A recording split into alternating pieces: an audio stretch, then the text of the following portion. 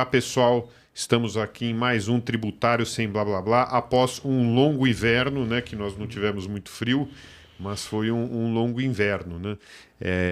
As nossas atribuições aí no escritório acabaram nos impedindo, né, de gravar um novo videocast, né, nesse meio tempo, mas nós voltamos aqui com um tema que está na crista da onda aí dos debates, que é a reforma tributária, né? O tema ele avançou, né, bastante nesse meio tempo, então ele foi aprovado na Câmara dos Deputados, agora está para ser votado no Senado, a expectativa de que a votação ocorra após as eleições municipais. Eu sou o Renato Nunes, sou sócio da área tributária do Machado Nunes Advogados. Estou substituindo hoje aqui excepcionalmente o Isaías Luz, que costuma ser o nosso apresentador. Ele teve ali uma questão familiar, né? Não pôde estar aqui conosco, infelizmente, mas eu vou tentar aqui cumprir a função à altura. Como convidados, nós temos já aqui o nosso titular, né, aqui da cadeira, o Lucas Barduco, sócio também no Machado Nunes da área de consultoria tributária, e estreando aqui o primeiro videocast dele, né, o Túlio, que é o advogado sênior da nossa consultoria tributária do escritório. Então, feitas aqui as apresentações, depois cada um fala mais um pouquinho aí sobre si, né, quando for comentar. Então a gente já vai dar início aqui ao nosso videocast e rememorando aqui um pouco esse assunto da reforma tributária, né?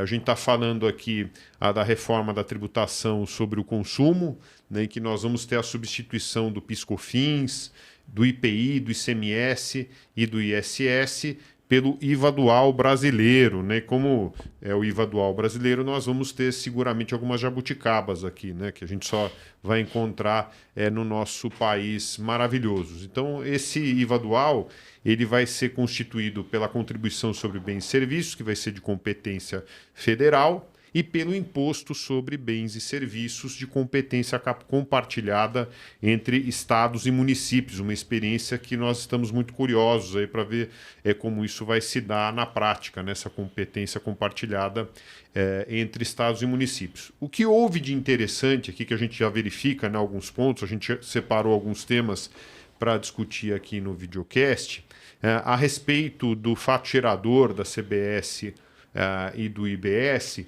Na emenda constitucional, até não poderia ser diferente, né? A Constituição não iria entrar em grandes detalhes acerca da materialidade desses tributos. Se discutiu, né, à época da tramitação da emenda constitucional e mesmo após a promulgação, sobre a amplitude do fato gerador da CBS e do IBS, que esses tributos incidiriam sobre qualquer negócio, aí, qualquer tipo de fornecimento, independentemente disso constituir uma atividade típica ou de se dar no desenvolvimento de uma atividade econômica, o que acabou sendo bem esclarecido pelo projeto de lei complementar 68, que tem por objetivo instituir a CBS e o IBS. Então, o projeto de lei ele contempla ali uma materialidade ampla, mas restrita aí ao desenvolvimento de atividade econômica, ou quando a pessoa faça daquilo o negócio dela, né, o business dela. O que nós tivemos aqui, eu gostaria de ouvir um pouco aí, começar com o Lucas, né, que ele já está aquecido. Tem uma previsão no projeto de lei complementar, Lucas, a respeito de tributação de atos não onerosos, né? Isso vem gerando muitas discussões, é uma redação que a gente pode identificar lá diversos problemas ou diversas fontes de problemas. Aí se você puder nos explicar um pouquinho e depois o Túlio complementa. Tá, legal. Bom, primeiro, bom dia, né? Ou boa tarde, boa noite, a depender do horário que as pessoas aqui forem ouvir esse videocast. É um prazer estar de novo, né? Já estive aqui algumas vezes no Tributário Sem Blá Blá Blá, mas é sempre interessante discutir esse tema.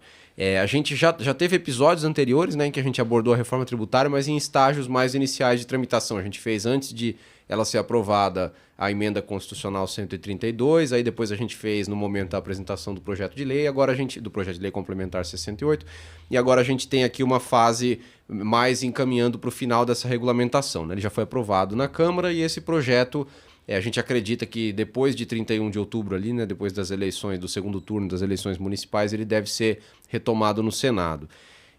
Sobre a questão da tributação sobre atos não onerosos, né? Então, primeiro a gente tem uma diferença é importante, né, que a base de incidência da CBS e do IBS é ampla, né? Então, o fato gerador não precisa estar expressamente previsto numa lei para você dizer que ele vai ser tributado, né? Só que a lei teve, pelo menos o projeto de lei, a redação atual aprovada na Câmara, ele teve o cuidado de dizer, olha, atos onerosos, se forem atos típicos da atividade da empresa, eles vão ser tributados pela CBS e IBS, ainda que seja, por exemplo, um modelo de negócio que nem existe na data em que essa lei está sendo editada. Então, se é receita da atividade típica, aquilo dali vai ser sujeito à tributação para o CBS e IBS. Já o ato não oneroso, aí somente aqueles expressamente previstos na legislação é que vão ser tributados. Então, existem ali algumas hipóteses, né, que são trazidas no projeto de lei complementar, mas em linhas gerais o que você percebe ali é que houve uma intenção, né, de tributar aqueles atos que são considerados, né, que são transações que se não fossem feitas da forma como estão sendo feitas, seriam onerosas, né? Então ele, por exemplo, doação entre partes relacionadas é um ato, né, considerado, um ato não oneroso, só que vai ser tributado por CBS e IBS, porque a lógica se isso não fosse, se você não estivesse entregando isso para o seu filho, por exemplo, provavelmente você cobraria.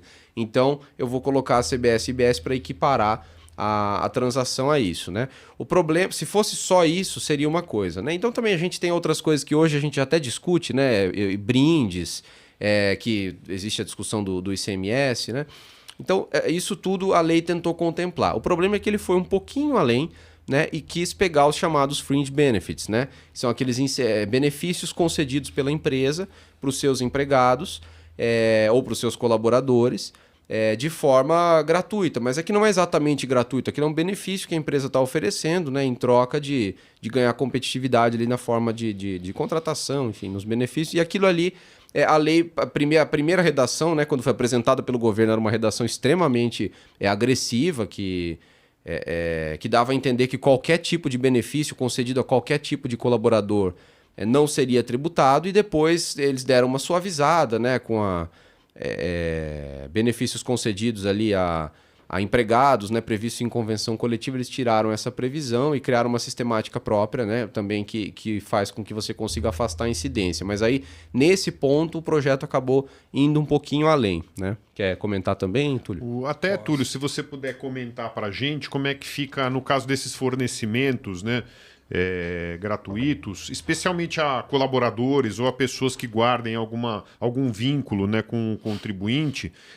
Se você puder comentar também aqui para a gente, nos esclarecer, em que medida isso também pode impactar a tomada de crédito, né, sobre esses itens que depois vão ser objeto aí de atos não onerosos, e como é que fica a carga tributária nisso, porque me parece que pode haver aí uma sobrecarga, né, vamos dizer assim, de tributação. Então vamos lá, Túlio, obrigado por estar aqui conosco, né? Primeira vez estreando. Tô vendo que você está tranquilo, hein? Só não vai desatar a falar que nem você faz lá no escritório, hein, Túlio? Vamos lá, mas estamos querendo te ouvir. Primeiramente, muito obrigado pelo convite, Renato e Lucas. É um prazer estar aqui com vocês. E vamos discutir o que eu mais gosto de falar, que é reforma tributária. A questão dos atos não onerosos sempre foi polêmica, mesmo no regime atual, tá? Porque os estados, eles entendem que uma transferência gratuita de um produto incide o ICMS. E aí também, em conjunto, por ser uma doação, também teria, né, o ITCMD, e fica uma briga. A questão até econômica. Por que uma transferência, como o Lucas bem explicou, é onerosa sujeita e uma não onerosa não? Mesma questão aí, às vezes, de uma importação, né, de um produto ou um serviço por uma entidade filantrópica. Não é tributado, você tem imunidade. Mas, por várias vezes, o fisco estadual tenta cobrar isso por uma questão de concorrência mesmo, de mercado. E aí hoje a gente tem esse contexto, né, da reforma tributária, do PLP 68, que ele é um projeto de lei complementar do governo federal. E o governo federal, o que ele fez, na minha visão? E aí, se vocês não concordarem, Lucas e Renato, vocês podem me contrapor. Não, a gente fala depois, então, que acabar o videocast, se a gente não concordar. O governo federal precisa de arrecadar, então ele colocou um texto bem agressivo e um texto com as coisas que ele entende, né, que são fatos sujeitos à tributação, incidindo nas novas a contribuição e imposto sobre bens e serviços. E aí o Lucas estava falando dos fringe benefits, né, que são conhecidos na nossa língua como salários indiretos. Eles já são hoje tributados. Você tem uma tributação a depender de imposto de renda retido na fonte como salário. Então, o que me preocupa muito se já tem uma tributação do fringe benefit, por exemplo, um veículo concedido gratuitamente para um diretor de empresa, que ele possa usar no final de semana, que não tem nenhuma restrição, não é um objeto para o trabalho. Não é como se fosse, né, uma vestimenta, um computador, não. É um objeto pelo trabalho. Então, o fisco federal, ele entende que isso é um salário indireto e, com isso, tem incidência de imposto de renda retido na fonte e contribuição previdenciária. E como que fica agora? Agora, isso também, se for concedido gratuitamente, também vai ter a tributação, né, dos novos impostos sobre consumo. Eu não consigo entender a justificativa, mesmo com o sistema de creditamento. Então, igual o Renato disse, acho que a carga tributária desse ponto também acaba aumentando. Muito bom.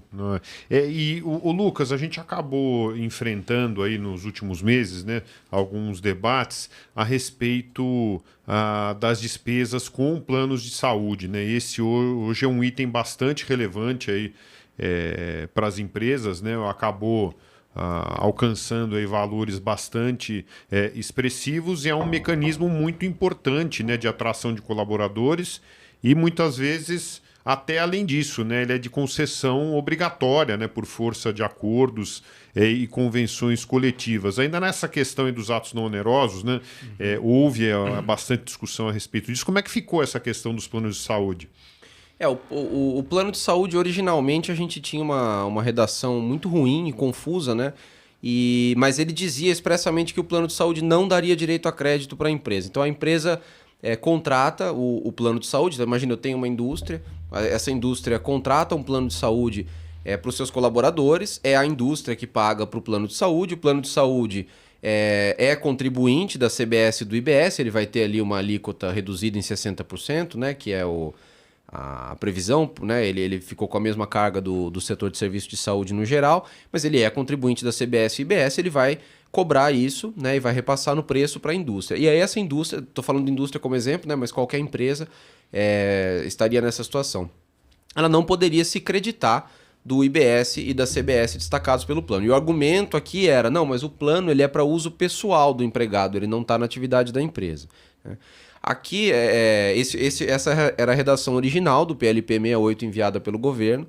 Era algo um pouco falacioso, né? Porque uma coisa é a fraude, né? É quando você realmente faz uma aquisição pela empresa que, na verdade, seria em benefício do dono da empresa, por exemplo, para uso puramente pessoal, né? E daí ele compraria pela empresa para poder se creditar, enquanto comprando na física ele não poderia. Isso é uma coisa. Agora, quando você oferece plano de saúde para os empregados ou para os colaboradores, isso aí não é. Não é que você está dando um presente, um brinde como medida de planejamento tributário. Isso é uma medida de retenção, né, de pessoas. Então era injusto. O que se negociou dentro ali, né, do Congresso, né, o que eles conseguiram chegar na solução foi, bom, ok. Então, a redação do plano aprovada, do PLP aprovada pela Câmara diz o seguinte: você pode apropriar o crédito desde que seja pago a empregados, né, o plano seja destinado a empregados e decorrente de convenção coletiva de trabalho.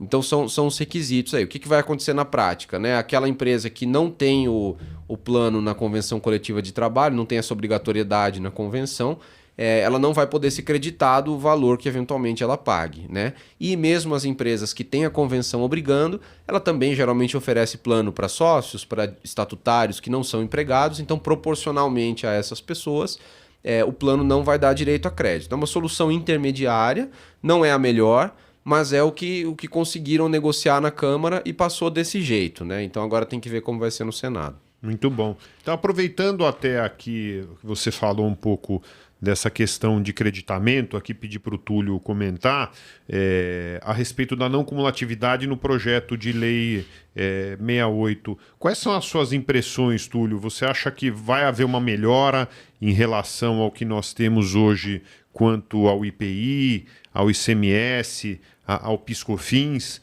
E indo até além, né, essa regulação proposta pelo projeto de lei complementar 68 está bem alinhada com a emenda constitucional 132, né, que o veículo, né, que cuida aí das competências e da regulação constitucional do IBS e da CBS? Tá, vamos lá, que essa pergunta é muito interessante, Renato. A situação da não cumulatividade no Brasil sempre foi complexa. Até os anos 60, né, até a emenda constitucional 18 de 65, né, você não tinha nenhum tributo sobre o consumo não cumulativo. Então, eles acabavam incorrendo em cadeia. Cada nova fase da cadeia tinha uma tributação adicional. E é o que acontece hoje com o imposto, né, municipal sobre os serviços. Cada novo serviço prestado, você tem um recolhimento de 2% a 5%. E aí o Brasil, lá nos anos 60, ele foi na vanguarda mesmo do mundo, copiando o modelo francês e instituiu o ICM, Imposto sobre Circulação de Mercadoria não cumulativo. Na não cumulatividade, né, como vocês devem conhecer, cada operação de aquisição gera crédito e cada venda, cada saída gera débito. Com isso, você tem a alíquota do imposto e é uma forma de não ter, né, um efeito cascata e onerar o produto. Qual que é o problema? Isso nunca aconteceu na prática. O Brasil nunca teve uma não cumulatividade plena, pois o modelo de estrutura de tributação adotado, né, escolhido lá nos anos 60, foi a tributação estadual para o principal imposto, né, que é o ICM, e que cada estado tinha um entendimento, às vezes, diverso sobre forma de apropriação de crédito. Depois eles criaram, né, um instituto esdrúxulo, que é o ICMS Substituição Tributária, do ICMS-ST, que o Brasil e a Angola são os únicos países do mundo que têm esse sistema, onde você destaca o imposto, estima qual vai ser a carga tributária final e o primeiro elo da cadeia recolhe o imposto, estimando, né, o que vai acontecer nas outras fases. Isso tudo parece que vai acabar com a reforma tributária. Então, não vai ter mais ICMS-ST. E outra coisa, né, antes de falar do projeto de lei, o PIS e COFINS não é um tributo não cumulativo. Vou explicar por quê. Hoje, o PIS e COFINS é uma contribuição sobre a receita bruta. Quando ele surgiu, né, em decorrência do fim social, ele incidia sobre a receita bruta com uma alíquota. Só que, lá em 2002 e 2003, tiveram duas medidas provisórias que viraram, né, a Lei 10.637 e 10.833 e instituíram um PIS/COFINS não cumulativo. Só que, como a Constituição previa hipóteses de incidência específicas para cada um dos tributos, ou seja, o ICM, que depois virou ICMS, com a Constituição de 88, ele incide sobre a circulação de mercadorias, né, e serviços de transporte interestadual e telecomunicação. O IPI, sobre a industrialização, a saída de produtos industrializados. O PIS/COFINS não, sobre a receita. E aí, lá em 2003, falaram assim, não, vamos criar um PIS/COFINS não cumulativo, que você vai poder apropriar créditos, né, de algumas coisas que a legislação previa, ou seja, insumos e locação e outras hipóteses, importação de produtos. Então, hoje, a gente tem um sistema que não existe a não cumulatividade no Brasil. Um exemplo é que no ICMS, bens de uso e consumo, ou seja, materiais que você consome, eles não são passíveis de creditamento. Quando você adquire um ativo imobilizado, você não consegue creditar imediatamente. Você tem um prazo pela legislação para poder creditar e ter um controle específico. E na reforma, você acha que isso tudo vai melhorar? Então, esse ponto, a reforma ela vai ter uma dificuldade inicial, né, para todos nós adaptarmos, mas vai melhorar, pois a gente tem a previsão que está na emenda constitucional 132 de uma não cumulatividade plena. Ou seja, as minhas aquisições, né, as minhas compras relacionadas à minha atividade, elas vão gerar crédito para poder abater meu débito. Então, não tem essas restrições da legislação atual. Nesse aspecto, eu estou bem animado e esperançoso. E no projeto de lei complementar, você acha que ele está dando aí aso, né, a essa aspiração aí da emenda constitucional 132? Eu acredito que sim. Existem alguns pontos específicos que me preocupam. Por exemplo, a tributação imobiliária, porque a alíquota, né, hoje estimada de cerca de 28%, existe um redutor para alocação e para venda de imóveis de 40% e de 60%, mas ainda assim vai ser muito maior do que a tributação que a gente tem hoje no lucro presumido, por exemplo, que é de IRCS, PIS e COFINS, 14,53% para alocação e venda de imóveis para uma empresa que tem essa atividade, o percentual de presunção dá uma alíquota de 6,73%. Com a reforma, olhando os números crus, isso vai encarecer. O que o governo fala? O governo fala, olha, realmente, você olhando o débito está maior, mas vai poder tomar crédito. Só que se você analisar a experiência internacional de outros países que adotam IVA, a atividade de locação você tem poucos créditos. Quais sejam corretagem, talvez conta de luz, uma reforma no apartamento. Então, não me parece que neste caso a gente vai ter uma não cumulatividade plena. O que você acha, Lucas? Assim, eu diria que o espírito da reforma, quando o tributo está sendo instituído, né, o governo nunca fala assim, a gente vai criar um tributo que é complexo. Ele sempre promete ser simples. Então, PIS/COFINS não cumulativo, né, a ideia não, a gente vai criar um tributo, agora é simples. Né? Só que, na verdade, ele acabou sendo aí o principal tema de contencioso no âmbito federal.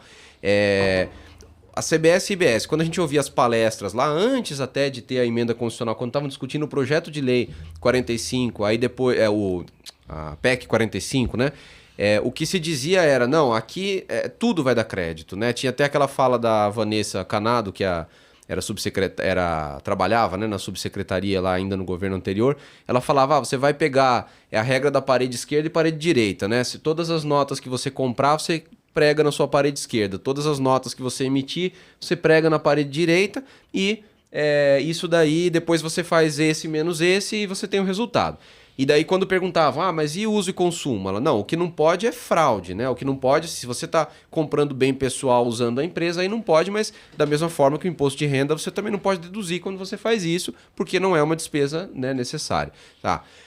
E aí o problema que eu vejo é que o projeto de lei complementar, ele foi escapou um pouquinho desse espírito, né? Ele começou a trazer algumas restrições de coisas que não são fraude, mas que mesmo assim ele não autoriza porque, né, arbitrariamente ele decidiu que vai ser caracterizado como pessoal, como uso e consumo. A minha preocupação não é tanto assim, não, ler o projeto de lei e achar ele horrível. É o quanto isso vai ser ao longo do tempo, né? Cada vez que o governo precisar fazer um ajuste, ele vai falar, bom, então agora copo não dá mais crédito, não, agora microfone não, energia elétrica só a parte do setor industrial. E aí ele se torna um tributo tão complexo quanto PIS/COFINS, né? Então o receio é a gente acabar ali nas interpretações, né, pelo comitê gestor e pela Receita Federal, nas regulamentações, começar a haver restrições. Então, o projeto de lei complementar, vamos dizer assim, em linhas gerais, no que se refere à não cumulatividade, ele está bem alinhado com a emenda constitucional 132, você acha? Eu acho que ele começou a fugir do caminho. E conhecendo o histórico brasileiro,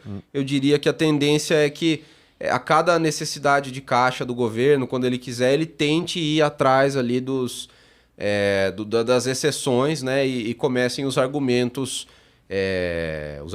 nesse sentido de mas isso não é tão necessário, e se for só no setor produtivo. Acho que qualquer pessoa lembra lá do crédito de energia elétrica, né? Não é, quando você lê lá o crédito de uso e consumo de energia elétrica, não é que é vedado, é que ele é vedado até 2000 e daí ele vai sendo prorrogado. Se você lê a lei, ele fala até 2032 e o fato é que 2033, né, não vai mais existir ICMS. Então, é esse tipo de sistemática que me preocupa. Né? E agora, havia muita discussão, né? A gente percebia lá um embate do grupo que estava ali encarregado de elaborar os dispositivos, né? Principalmente o pessoal que já gestou ali, né, o estudo que acabou servindo ali como base para a PEC 45 e que depois é um grupo que acabou acompanhando aí na tramitação da emenda constitucional 132 e fornecendo apoio ali, subsídios, né? Tanto para o Congresso quanto para o governo, e agora também nos projetos de lei, né? No 68 e também no 108, a gente observava ali algum choque, né, em relação ao creditamento. Você só pode tomar o crédito dos tributos pagos ou dos tributos adimplidos, né, do IBS e da CBS efetivamente adimplidos. Isso aí não importa por que meio, pagamento, compensação. E aí, na emenda constitucional 132, havia ali uma redação indicando que a regra seria o creditamento com base na incidência, exceto se fosse instituído aí um mecanismo automatizado de recolhimento, né, o split payment, ou a possibilidade do adquirente, né, ele próprio, né, o cliente, efetuar o recolhimento do tributo incidente aí nas aquisições que ele promover. Aí no projeto de lei, como é que isso ficou, afinal? Será que a regra geral volta a valer essa questão do efetivamente adimplido, pago, né, o que eventualmente pode até ser discutido aí, né, judicialmente no futuro, ou prevaleceu esse espírito aí da emenda constitucional? Quer falar isso aí? Bom, excelente pergunta, Renato. Eu acho que vou focar mais no split payment, que é um tema que me fascina. O split payment, para quem não sabe, pessoal, para quem não está ouvindo aí de casa, do carro, né, onde for, ele é uma forma de pagamento e recolhimento automático do tributo. Ou seja, um fornecedor da mercadoria, ele vai receber do seu cliente. Imagina uma mercadoria vendida por R$100, e aí tem a incidência de tributação, com os créditos, ficou em 20. Ele vai receber na conta bancária dele só 80, porque esses 20 já vão ser destinados diretamente pela instituição financeira ou pela instituição de pagamento responsável ao fisco. E isso vai facilitar tanto a arrecadação quanto o cumprimento das obrigações acessórias. Então, tira a responsabilidade do fornecedor de informar, declarar as obrigações acessórias, o tanto de imposto devido, e já deixa o sistema automatizado. É um prazo de 3 dias. Fazendo um paralelo, hoje é o que já acontece, por exemplo, numa venda no marketplace. Um vendedor do marketplace, quando ele vende um produto, ele não recebe o valor líquido que o produto foi anunciado, ele recebe o valor menos a FII, né, a taxa do marketplace, que normalmente fica ali numa casa de 5%. Então, no split payment vai acontecer, né, o governo deseja que aconteça, caso o PLP 68 passe, né, na redação que está, dessa forma. Então, o próprio sistema bancário já vai calcular o imposto devido na operação, considerando, né, os débitos e os créditos, e esse dinheiro já vai direto para o comitê gestor do IBS e da CBS, sem que o contribuinte tenha que depois recolher no prazo e informar. A minha opinião é que, na prática, vai ser muito difícil operacionalizar, mas é uma ideia excelente, quase que utópica, né? Mas, olhando um ponto positivo, o Brasil tem um histórico, né, de destaque e liderança nos serviços financeiros, comparado com outros países. A gente tem o PIX, por exemplo, que é, né, um programa do Bacen, do governo de extremo sucesso. Então, pode ser que dê certo. E não sabemos também se vai passar o split payment no Senado. Ele já passou na Câmara, e aí agora a gente tem que aguardar como que os senadores vão construir aí essa nova sistemática. A gente pode voltar já para falar um pouquinho mais, detalhar um pouco mais sobre o split payment, mas voltando nessa questão aí da geração do crédito, né? A incidência dos tributos já vai ser suficiente para dar o direito ao crédito, ou vai ter que haver efetivo pagamento, ou isso só pode prevalecer, essa questão do efetivo pagamento, se tiver o split payment, né, o recolhimento pelo próprio adquirente operando? Como é que você está vendo isso no âmbito do projeto de lei, Lucas? Não, ali isso aí era um risco muito grande, né? Inicialmente porque se exigia na redação original para tudo. Então, originalmente se previa que o crédito só ia ser admitido quando fosse pago, né? Essa não foi a solução que prevaleceu, porque aí isso daí exigiria, né, de todos os contribuintes, você adquire, você teria que fiscalizar o cumprimento de obrigações acessórias e pagamento do tributo pelo seu fornecedor, se fosse nessa redação, né? Então não foi esta redação aprovada. Então hoje a incidência do tributo basta, né, para que você recebe a nota fiscal do seu fornecedor, aquela nota fiscal vem com o destaque do tributo, e aí você pode se creditar daquilo, ainda que aquele seu fornecedor não recolha, né, lá no final do mês, na apuração dele, não recolha, e aí você vai poder se creditar daquilo, e se ele não recolher, uma autuação, um questionamento iria para ele, não para você, né? Obviamente, na situação de split payment, aí sim, você tem uma situação em que o creditamento é atrelado ao recolhimento daquilo, né? Ou também no caso de que o adquirente pode efetuar o recolhimento diretamente. Aí, nesses casos, é que fica condicionado uma coisa a outra, né? Legal. Ainda a respeito do split payment, eu até questionei um dos integrantes do grupo de trabalho encarregado, né, agora até da própria ferramenta, né? Já era primeiro da redação, agora estão tratando da regulamentação e do próprio desenvolvimento da ferramenta. Uma preocupação muito grande. Eu falei a ele, bom, então ele falou, ele me explicando, nós temos previsão para 2 mecanismos, né?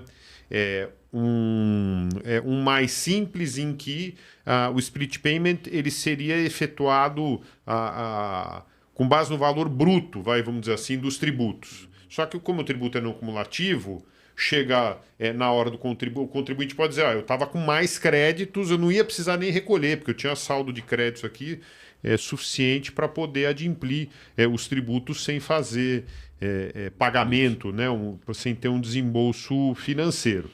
E aí ele falou, não, mas o projeto de lei, ele prevê que no caso desses excessos, né, o sistema ele vai controlar a apuração em tempo real do contribuinte e vai devolver o recurso em até 3 dias. Eu falei, poxa, realmente tem essa previsão aqui. E ele falou, ele tem um outro sistema que é o Smart Split Payment, né, que na hora que no momento ali de se efetuar o split payment é consultada naquele momento, né, a apuração do contribuinte, e aí o split payment ele só vai se dar na medida do quanto possa ser devido de IBS-CBS. Dependendo da quantidade de créditos até aquele dia, né, que ele tem no período de apuração, pode nem haver a realização, nem retenção de nada, né?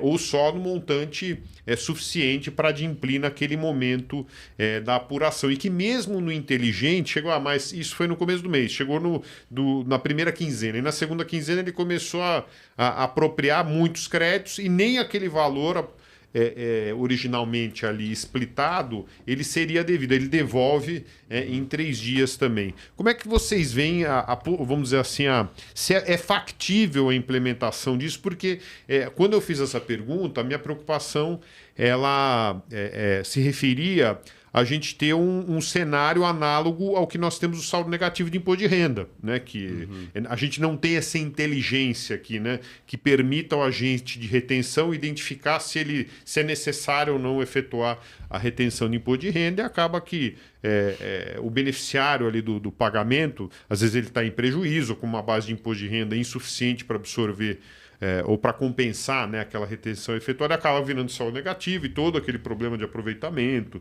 fiscalização. Como é que vocês veem isso no âmbito do split payment, né? Pessoalmente eu acredito, né, que isso pode acontecer. O Brasil tem 1000 problemas, né? A gente é bastante...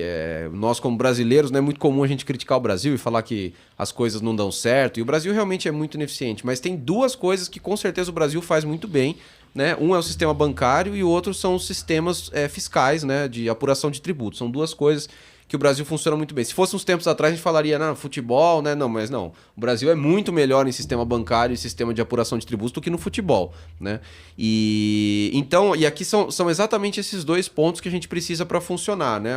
Uma solução bancária integrada, né, com esses sistemas de apuração. Eu acho que dá para fazer, né? Quando a gente vê hoje o SPED, ele funciona de forma incrível, né? Ele é muito bom para cruzamento de informações. As informações são praticamente em tempo real. A gente está vendo, né, a substituição de obrigações que não são no âmbito do SPED por obrigações que são no âmbito do SPED, né? Então, um exemplo aqui, em São Paulo a gente tem a GIA do ICMS, né, que é a declaração de ICMS que não é do SPED. Ela está sendo eliminada para substituição por um sistema muito automatizado no qual você emite a nota e ela gera para você a sua declaração. E tem que fazer ajustes, obviamente, porque tem nota que você adquire que não dá direito a crédito, nota que dá direito a crédito, mas eles já conseguem mapear muito bem, né, só com as informações que você fornece, qual é a sua apuração e você vai fazer pequenos ajustes.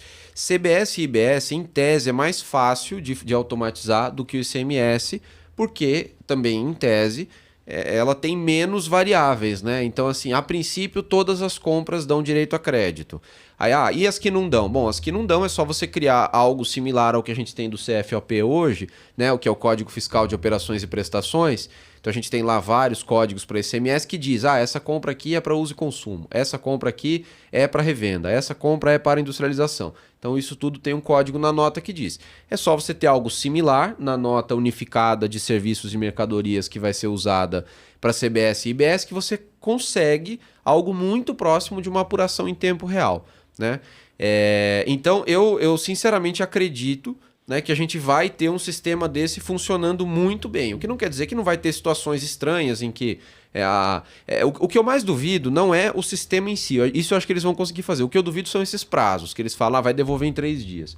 Né? Eu acho que a chance de não ser devolvido, mas não porque a gente não tem uma solução integrada de sistema, e sim por falta de vontade, aí esse prazo de 3 vira 15, aí vira 90, aí descumpre, aí depois discute no STF como pagar. Esse tipo de coisa acho que tem mais chance de acontecer do que eles não conseguirem desenvolver o sistema. E aí, Túlio, e você? Quais são as suas impressões? Eu concordo com o que o Lucas... E posso te pedir só para comentar em um aspecto adicional, como é que você vê isso nas vendas com pagamento parcelado? Né, que a gente tem ali uma previsão de regime de caixa, né, para o split payment é regime de caixa, né, ele pressupõe isso. Mas o fato gerador ele ocorre no momento do fornecimento. Então, você conseguir comentar aí rapidamente para nós? Tá. Eu concordo com o que o Lucas disse. Se tiver uma vontade... parece que tem, do poder público, da fazenda pública, em instituir esse sistema, eles vão conseguir. A título de exemplo, a Receita Federal ela tem um computador superpotente produzido, né, pela IBM, que cruza as informações das declarações de imposto de renda, das DIRFs, né, que agora foi substituída pela DCTF Web, das ECFs, que é a obrigação da pessoa jurídica, em quase que tempo real e para ver determinadas inconsistências. E hoje a legislação tributária de retenções ela ficou muito ampla. A maioria da prestação dos serviços, atividades para órgãos públicos, você precisa ter uma retenção na fonte dos tributos. E a retenção, além de ser técnica de arrecadação, é uma forma que o fisco tem de cruzar as informações. Então, eles podem conseguir fazer isso.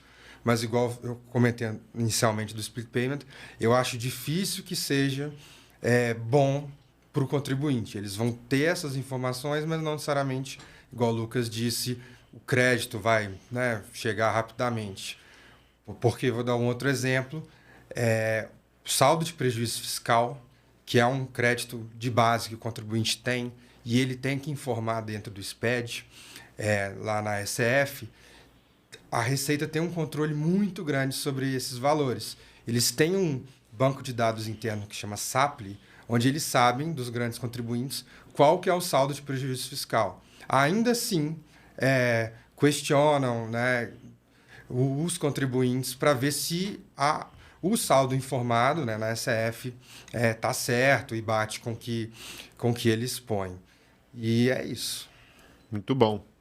Lucas, quer comentar um pouquinho a respeito aí do quando for pagamento parcelado? Como é que vai falar aí com a questão do momento de ocorrência do fato gerador? O fato gerador ocorre no momento da transação, né, para fins de aplicabilidade das leis, qual é a alíquota, né, mas o split payment por natureza, né, ele tem que ser devido ali, efetuado à medida do regime de caixa. Então, à medida em que as parcelas vão sendo pagas, ele vai proporcionalizando ao valor e fazendo ali as retenções, né? Então, será que daí a gente vai ter um deslocamento a quando o contribuinte ele optar pelo split payment, que é interessante que consta como uma opção aqui no projeto de lei complementar. Então, aí ficaria deslocado, não diferido o pagamento, né, dos tributos para o momento dos recebimentos, né, para se poder efetuar o split payment. Eu fiquei aí, bom, mas e se for venda inadimplida, né? Ou como é que faz? Daí, então não vai recolher o tributo, o contribuinte vai ter a responsabilidade supletiva, então talvez isso mereça um melhor esclarecimento quando da regulamentação. Não, mas é muito bom. Ainda seguindo com essa questão aí de saldos credores, não como atividade, mas agora olhando para o sistema atual, né? Que nós vamos ter uma virada de chave, inicialmente para o PIS/COFINS, né? Que vai ser substituído pela CBS, a partir de 1º de janeiro de 27, e aí o ICMS e o ISS paulatinamente vão sendo substituídos pelo IBS a partir de 29. Em relação ao PIS/COFINS não cumulativo, e também o ICMS, eu acho que a gente já pode comentar para os dois, já indo fechando aqui o nosso videocast, né? A geração de crédito, isso é dinâmico, né? Não tem como eu falar, ó, contribuinte, empresa, para de trabalhar, hoje não compra mais nada, né, para a gente poder fazer a virada de chave aqui dos tributos. Então, invariavelmente, eu vou ter saldos credores, né, de PIS/COFINS, ali em 31 de dezembro de 2026, quando eu estiver correndo lá para a praia, né, com champanhe ou com prosecco lá para poder pular 7 ondinhas. E a mesma coisa em 31 de dezembro de 28 e seguindo até 31 de dezembro de 2032 a gente vai ter saldo credor de ICMS. Como é que é o tratamento que o projeto de lei prevê para isso? Eu sei que esse assunto está contemplado de uma forma mais genérica, me perdoem, na emenda constitucional, mas como é que está no projeto de lei 68? Isso é um ponto que me parece que as empresas têm que ficar atentas a isso, né? Não, sem dúvida. Inclusive, a gente tem recomendado aí para todo mundo fazer o levantamento desses créditos e aproveitar, pelo menos aquele do acumulado, né? Obviamente, como o crédito é gerado literalmente a todo segundo, né? As empresas estão operando ali. Tem empresa operando de madrugada, de 11h59 vai ter um monte de emissão de nota fiscal. No dia 31 de dezembro de 2026, às 11h59, vai ter um monte de emissão de nota fiscal no Brasil. E aí isso vai gerar crédito, não tem como aproveitar antes, né? Mas o que a gente diz assim, corre atrás, né? Para tentar recuperar pelo menos os excessos, os saldos acumulados, né, o crédito acumulado de PIS/COFINS e de ICMS antes do prazo.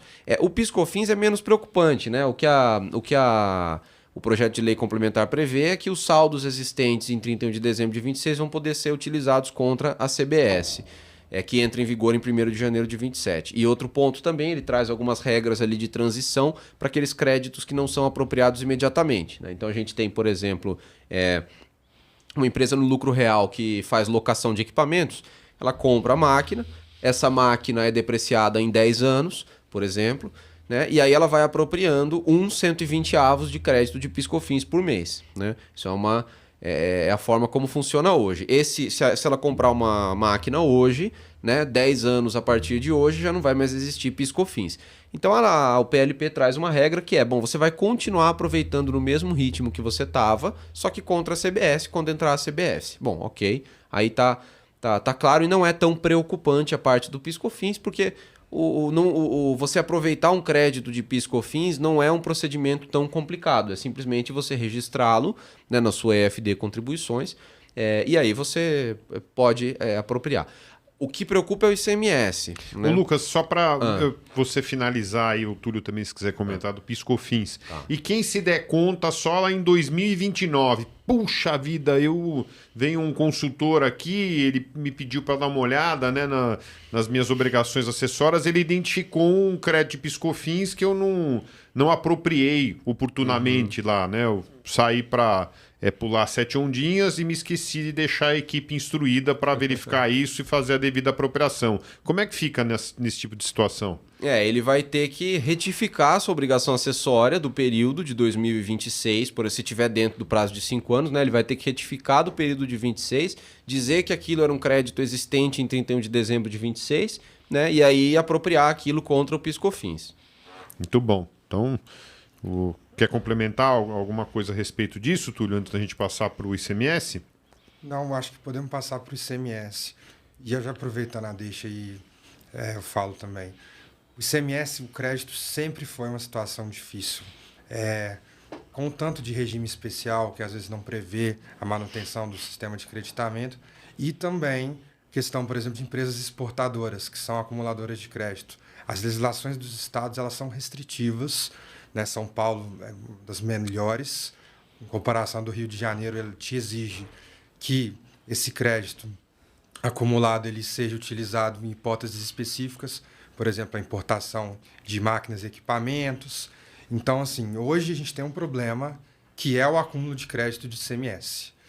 E a gente vai continuar tendo um problema porque a reforma tributária, tanto a emenda constitucional quanto o PLP, eles garantem que esse crédito de ICMS vai ser devolvido aos contribuintes, só que em prazos, assim, esdrúxulos. Então, vai ser ao longo de muitos e muitos anos.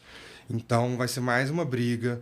Talvez possa acontecer de ser uma questão judicializada, porque a gente não sabe como que vai ser no futuro. O Brasil são 120 meses, se eu não me engano? Agora não me recordo a restituição do saldo credor de. Você diz na virada de chave ou que para o IBS ou pro atualmente? Como é que é ser anos e anos? A que você se referiu? Não, digo atualmente mesmo, para a reforma, porque o ICMS ele vai ser extinto. Você diz na prática, né? Não o prazo da lei. Exato, isso. Tá. Então, a lei, se eu não me engano, prevê 120 meses, né? Não, Isso, exato. São 10 anos, né? Para devolver o saldo credor de ICMS, né? E ainda acho que o mais crítico, né? É que para o ICMS ele fala que em 31 de dezembro aí de 2032, ele tem que estar homologado no procedimento estipulado pelos estados, né? E aí que é o problema. A gente... PIS/COFINS não preocupa porque você não precisa homologar crédito nenhum. Você retifica a sua FD Contribuições ou lança, fala que tem o crédito e pronto. Aquilo ali é um crédito. Você não precisa pedir para a Receita, ela não precisa analisar. Obviamente, se aquele crédito não existir, você é autuado. ICMS não. Cada estado tem o seu procedimento. Aqui em São Paulo a gente tem ali o ECREDAC, né, que é famoso pela falha, né, na prestação. Eu tinha comentado mais cedo aqui que o Brasil era muito bom em sistema de apuração de tributos, né, mas não de restituição. Né? Nisso, acho que o Brasil é bem ruim nos sistemas de restituição de tributos. Então, ICMS, aquilo ali demora meses, às vezes anos, né, às vezes a Fazenda não aprecia. A gente já teve aqui casos em que a gente... digo isso no escritório, né? A gente teve casos ali em que a gente ligou para a Secretaria de Fazenda, não daqui de São Paulo, mas de Goiás, e aí eles disseram assim, o servidor, né, que nos atendeu, falou, bom, a gente vai negar essa restituição aqui com base num dispositivo de instrução normativa estadual aqui que a gente está negando restituição, mas aí é só vocês ajuizarem a ação judicial porque é o que a gente tem recomendado aqui. E daí, com a ação judicial, a gente libera o crédito, né? Então, assim, as secretarias de Fazenda sabem, né? E elas estipulam, elas criam regras que elas sabem que não funcionam. Então, eu não duvido nada que chegando ali em 2031, 32, eles simplesmente parem de avaliar os pedidos, né? E daí, quando virar pro IBS em 2033, eles vão dizer, bom, não estava... Né, homologado. Não estava homologado, então você perdeu. Aí você vai entrar com ação na justiça, vai ganhar. Não tá homologado porque você não apreciou. Mas é que não apreciou e tal. E daí, provavelmente lá por 2080, alguma coisa assim, a gente vai começar a ter né, os primeiros precatórios desse tema sendo pagos. Essa é a preocupação do ICMS. Por isso que as empresas têm que estar bem auxiliadas aí, bem por dentro desse tema, pois, né, esse é um valor muito relevante. Não, muito bom. Então já estamos chegando aqui ao fim do nosso videocast, aqui do nosso tributário sem blá blá blá. O que eu queria sugerir para a gente tentar aprofundar, né, em outros temas da reforma, eu acho que nos próximos a gente pode voltar nesse tema do saldo dos credores, sobretudo do ICMS, né, que tem um procedimento mais complexo do que do PIS/COFINS, como o Lucas mencionou, e falar também dos benefícios fiscais de ICMS, né, como é que vai ficar essa transição da reforma em relação aos benefícios fiscais, né? O procedimento, quais são os benefícios aí elegíveis, né, ao fundo de compensação de benefícios fiscais. A gente pode também falar isso aqui para os nossos espectadores. E aí depois, quem sabe, nós tratarmos nos próximos, né, sobre tributação setorial, né? Eu participei recentemente de uma reunião da Associação Paulista de Estudos Tributários sobre os temas da reforma, os impactos da reforma para o setor imobiliário, e foi muito interessante. A gente pode trazer aqui e aí a gente vai seguindo aí com a análise da reforma tributária, né? O ITCMD, que não é, vamos dizer assim, não é o principal tema da reforma, mas tem muita relevância, né? As alterações que estão sendo propostas no projeto de lei 108. A gente não teria tempo para comentar a respeito disso tudo hoje. Mas antes de encerrar, Túlio e Lucas, queria passar para vocês aí fazerem as considerações finais e se despedirem aqui dos nossos espectadores. Primeiramente, muito obrigado pelo convite, Renato e Lucas. Foi um prazer estar aqui conversando com vocês, muito enriquecedor. E queria dizer, pessoal, que a reforma tributária vai ser difícil, vão ter desafios, mas no final vai ser algo bom. Hoje, qualquer produto vendido precisa saber qual é o NCM, para quem está indo, se é um contribuinte ou não contribuinte, para onde está indo, qual é o destino final, se é uma exportação, se é uma venda no mesmo estado, se é uma venda em outro estado. Então, hoje nós temos um sistema kafkiano e a expectativa é que a reforma tributária torne esse sistema, depois de todas essas discussões, depois que se ajustar na próxima década, um sistema menos complexo. O Brasil é o país que mais gasta tempo para se apurar os tributos e, de longe, fica na frente do Equador, que é o segundo um estudo da consultoria internacional PwC. Então, assim, talvez depois que passar toda essa época de transição, a gente melhore nesse ranking, é a minha expectativa. Legal, bom, um prazer, né? Sempre estar aqui no Tributário Sem Blá Blá Blá. Então agradeço a todos que ouviram, agradeço aos que vão ouvir, né? Porque tem o tempo de edição aí, quando for publicado a gente já vai ter terminado isso aqui, mas é um prazer. Acho que a mensagem aqui da reforma tributária. A gente está indo já por um caminho, a gente já está chegando, né, um pouco, já está ficando mais claro ali o que vai acontecer, né? E só que cada empresa precisa olhar o impacto específico nela, fazer conta com os seus próprios dados. Quando a gente vê as manchetes, né, as matérias, primeiro que elas tratam assim, o período de hoje versus 2033, que é quando ela vai estar implementada. E segundo que ela trata por setor, né? Então, o setor imobiliário vai ganhar. Não, o setor imobiliário vai perder. Aí o governo fala, não, na verdade tem essa contra. Né? Mas a realidade cada empresa, a gente tem notado isso, né? Vendo, cada empresa tem um impacto. Tem empresa que está num setor que vai ser prejudicado, mas pelas características dela, ela sai ganhando. E tem o contrário também, empresa que sai perdendo mesmo estando num setor que a princípio ganha. E outra coisa é que a reforma tem o período hoje, mas tem 2027 vai ser uma coisa, 28 outra, 29 outra, 30 outra, 31, 32 e aí 33 para frente. Então a gente tem nesse meio do caminho, né, vários cenários ali. Tem empresa que ganha no começo da reforma e perde no fim, tem o contrário. Então a mensagem faça simulações, estude o impacto na sua empresa específica e aí sim você vai poder se preparar para esse cenário, seja ele bom ou ruim. Muito bom, obrigado. Túlio, muito obrigado aqui, estreando aqui conosco no Tributário Sem Blá Blá Blá. Você seguramente estará conosco em outros episódios. E o Lucas tocou num ponto importante. Eu acho que todo encerramento, né, de videocast versando sobre reforma tributária, a gente repassar a linha do tempo, né? Porque eu vejo muitas pessoas, não, mas isso é só em 2033, não é? Vai demorar. Não. Começa em 2026, né, o teste da CBS e do IBS, não vai ter impacto financeiro, vai ser 1%, né, mas ele vai poder ser compensado com o PiscoFins e, eventualmente, pode ser até dispensado o recolhimento se for previsto aí essa possibilidade para os contribuintes que cumprirem adequadamente as obrigações acessórias desses tributos. Aí em 2027 a coisa começa a ganhar atração, né? A gente não tem mais PiscoFins, a gente vai ter a entrada em vigor, pleno vapor da CBS, o imposto seletivo, a gente já começa a ter as mudanças em relação ao IPI, né? Que vai poder passar a ser exigido somente em relação aos produtos que também sejam produzidos na Zona Franca de Manaus. Aí 28 dá uma acalmada, né, Lucas? Aí que você comentou, a gente vai repetir o cenário de 27.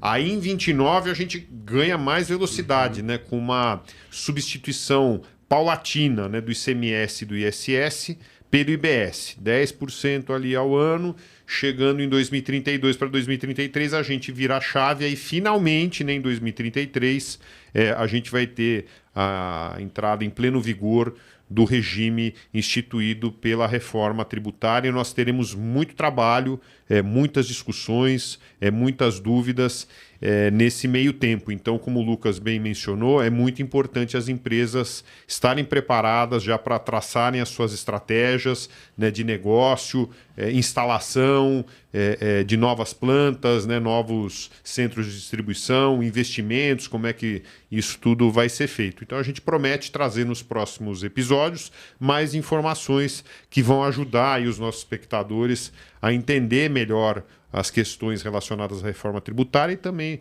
a tomar as melhores decisões aí nos seus negócios. Gostaria de agradecer aqui o apoio da UITEC, né, que faz toda aqui a gravação, né, no Sédio Estúdio.